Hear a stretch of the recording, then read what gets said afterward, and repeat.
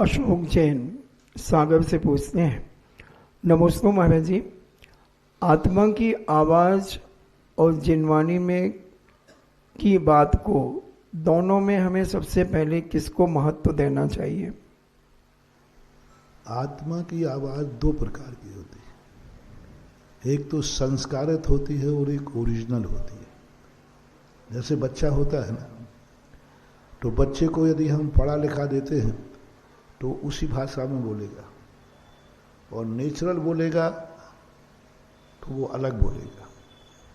इसलिए आत्मा की आवाज यदि हमारी संस्कारित है, हमें ये पकड़ना पड़ेगा कि हमारी आत्मा वातावरण से संस्कारित है, गंदे लोगों के बीच में है या अच्छे लोग के बीच में है, तो किससे प्रभावित है?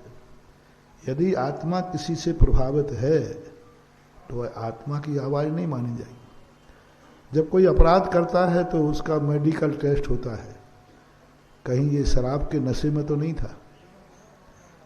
यदि नशे में उसने अपराध किया है तो धारा कम लगेगी, क्योंकि इसने स्वयं नहीं किया।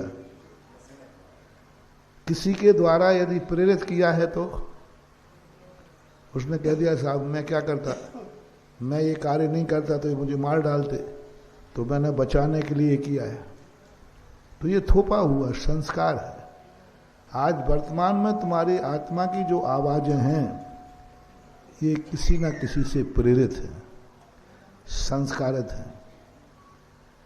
परिवार से संस्कारित हैं, जाति से संस्कारित हैं, दोस्तों से संस्कारित हैं, विज्ञान से संस्कारित हैं, विज्ञापनों से संस्कारित हैं। कितने संस्कार आपके ऊपर पड़े हुए हैं। उन संस्कारों से संस्कारित होकर के आपकी आत्मा बोलती है, इसलिए वह आत्मा की आवाज नहीं सुनना है।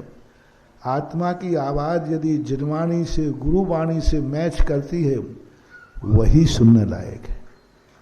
क्योंकि अनुभव को यदि हम सत्य कह देंगे, जो तुम्हें अच्छा लगे वो करो, तो बालक को क्या अच्छा लगता है? मिट्टी अच्छी लगती है।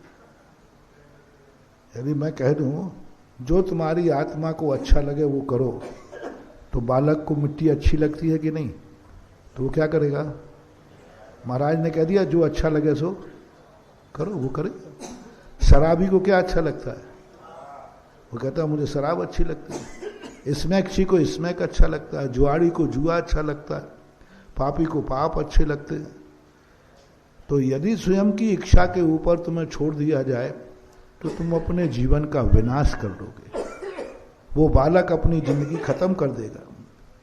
इसलिए कहा गया शास्त्रों में कि बालक को अपनी इच्छा के अनुसार नहीं चलना चाहिए, माँ बाप की इच्छा के अनुसार चलना चाहिए।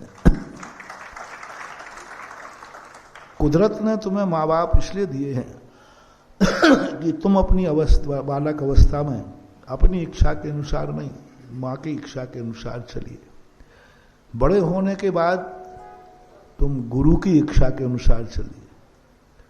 क्यों बनाया जाता है गुरु? इसलिए तो बनाया जाता है क्योंकि तुम्हारी इच्छाएं, संसारी प्राणी की इच्छाएं गंदी होती हैं, नुकसानदायक होती हैं। इसलिए गुरु बनाया जाता है कि हम गुरु के इच्छा के अनुसार चलेंगे। देखो, संसार में मर्यादा पुरुषोत्तम जैसे श्री राम हुए, वो बहुत ज्ञानी थे, अवतार पुरुष थे, फिर भी उन्होंने इस संसार में जीने के लिए गुरु बनाया।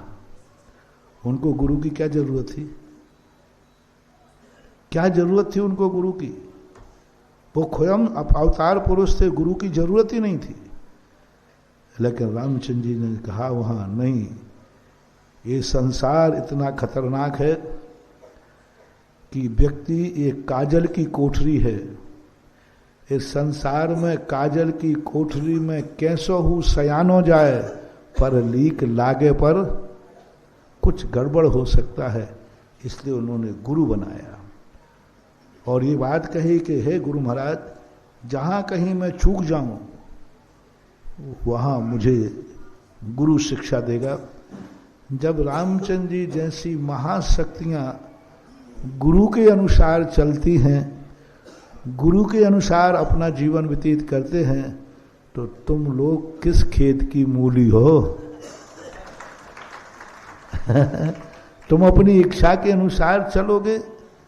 जब रामचंद्र जी श्री राम खुद कह रहे हैं कि नहीं, मैं गुरु की इच्छा के अनुसार चलूंगा। लक्ष्मण ने जब उनसे कहा कि अपनी तो इच्छा थी कि गुरु महाराज राजनीति सिखाएं, शस्त्र चलाना सिखाएं, तो रामचंद्र जी कहते हैं, लक्ष्मण, गुरु से वह नहीं सीखना है जो हमारी इच्छा है, गुरु से वह सीखना है जो गुरु की इच्छा है। कितना अंतर आ गया? डॉक्टर के अनुसार दवाई खाओगे कि अपनी इच्छा के अनुसार? अपनी इच्छा के अनुसार नहीं जिंदगी जीना चाहिए। गुरु, जिनवाणी, माँ, ये सब इनकी इच्छा के अनुसार जियोगे तो कुछ अच्छा कर पाओगे।